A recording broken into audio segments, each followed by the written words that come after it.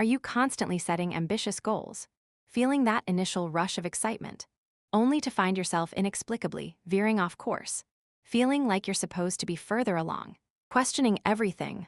You're not alone. The truth is, you're likely experiencing a deeply rooted pattern of self-sabotage that even your most driven self is secretly enabling. Recognizing it is the first crucial step towards dismantling it.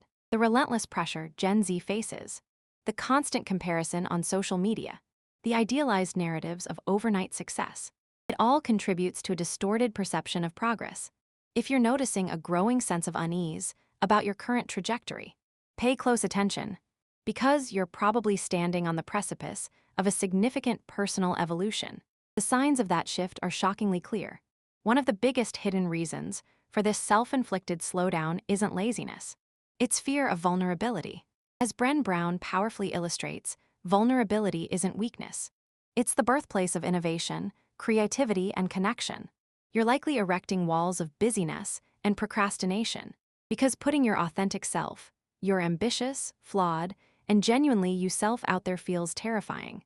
You might find yourself meticulously planning, researching, and perfecting, believing that more preparation equals less risk.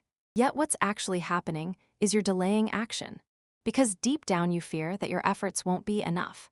A perfectionist trap, fueled by unrealistic expectations and comparison anxiety. This ties directly into another crucial point. You're probably conflating comfort with safety. You genuinely believe that maintaining the status quo, even a dissatisfying one, is safer than embracing the inevitable discomfort that comes with growth.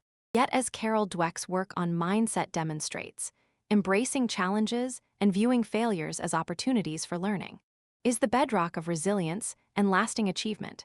You tell yourself you're being strategic by not fully committing, that you're analyzing before you leap. But the truth is, this hesitation is often a thinly veiled attempt to control the unpredictable nature of success, a futile endeavor that ultimately paralyzes you. Look at the patterns. Do you find yourself consistently dropping projects before they reach a point of true visibility? Do you accept criticism too readily, internalizing it in a way that undermines your confidence? This isn't a character flaw. It's a learned behavior, a response to past experiences where taking risks led to disappointment. And it's time to consciously rewrite that narrative. Another silent saboteur is your internal critic, that relentless voice whispering doubts and insecurities. It's likely rooted in early childhood experiences and societal conditioning, constantly reminding you that you're not good enough, smart enough, or worthy of your goals, echoing the familiar refrain of, "What if you fail?" And that fear, that deeply ingrained belief that failure is unacceptable, is actively preventing you from taking the risks necessary for breakthrough growth. You're so focused on avoiding the possibility of falling that you're missing out on the possibility of flying, and that's a devastating trade-off. Furthermore, you're likely setting goals that are externally motivated, rather than intrinsically driven, chasing achievements dictated by societal expectations or the perceived approval of others. You believe that they will validate your worth if you achieve their milestones. But true fulfillment comes from pursuing passions that ignite your soul, from defining success on your own terms. And that disconnect between your authentic desires and your perceived obligations is a major source of internal conflict and self-sabotage. Consider this. Are you truly excited by the goals you're pursuing? Or are you chasing a version of success that someone else has prescribed for you? The discomfort you're feeling isn't just about the challenges of achieving those goals. It's about the underlying realization that they're not your goals. And that realization is profoundly unsettling. Finally, you're probably overlooking the power of incremental progress, focusing instead on dramatic transformations, neglecting the small, consistent actions that compound over time.